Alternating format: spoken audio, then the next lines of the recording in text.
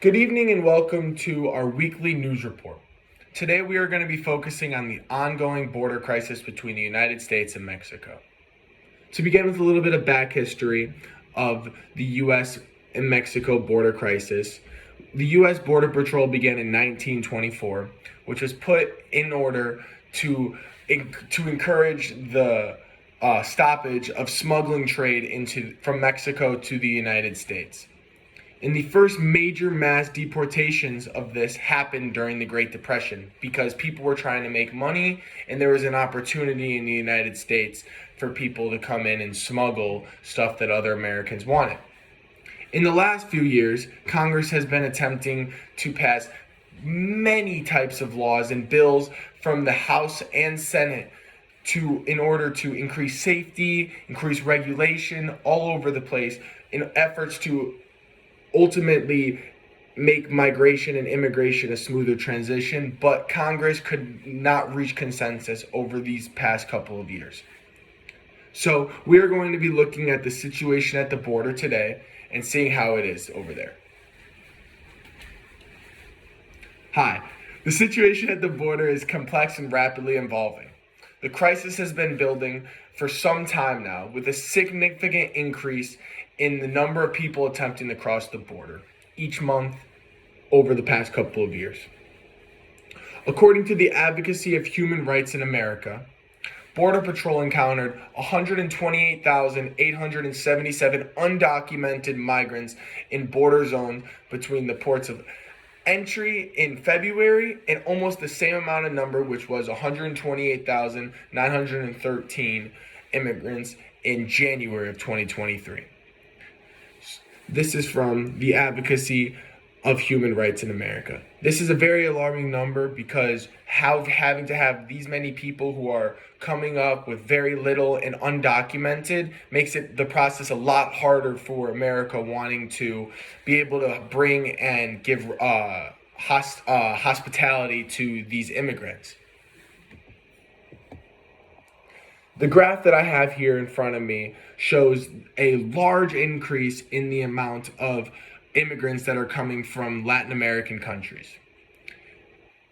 In January, February of 2021, the increase went up to about 160,000 immigrants that were coming from countries like Mexico, Nicaragua, Ecuador, Honduras, Venezuela, Guatemala, El Salvador, Cuba, and Colombia. We're seeing families with children, unaccompanied minors, and adults from these countries who are fleeing violence and poverty that their home countries have and trying to seek asylum in the United States. The Biden administration over the past couple of years has been working very hard to address this crisis, but it's a difficult task. The government has been struggling to find enough shelter and space to accommodate the large numbers of people crossing the border. And this leaves with the consequence of having unsanitary conditions, disease, lack of food, many other issues that are hard for America to give these large amounts of people who are coming over each month to try and get into the United States. They're having to live underneath bridges and makeshift camps that are only making the situation a lot harder for these immigrants and migrants who are coming and caravanning up to the United States. For our second quote, some of the biggest increase in number of people have been coming up, and these places are from Colombia, Cuba, Nicaragua, Peru, and Venezuela, according to the Pew Research Center.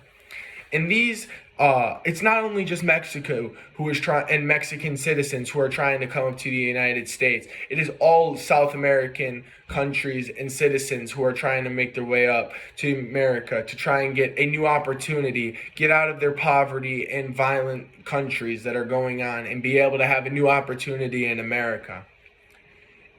And the situation is getting further complicated once in March 2020 when COVID-19 started. The government has been working constantly to make sure with immigrants and migrants who are coming into the United States that they are not bringing in new diseases or increasing the risk of a disease inside of the United States. But with all the undocumented migrants and lack of control over their immunizations and diseases that they have, it is very hard and takes a very long process. At the border, people are tested for COVID-19 and given the appropriate medical care in order to be able to make sure that they're safe for themselves and safe coming into the United States for other U.S. citizens.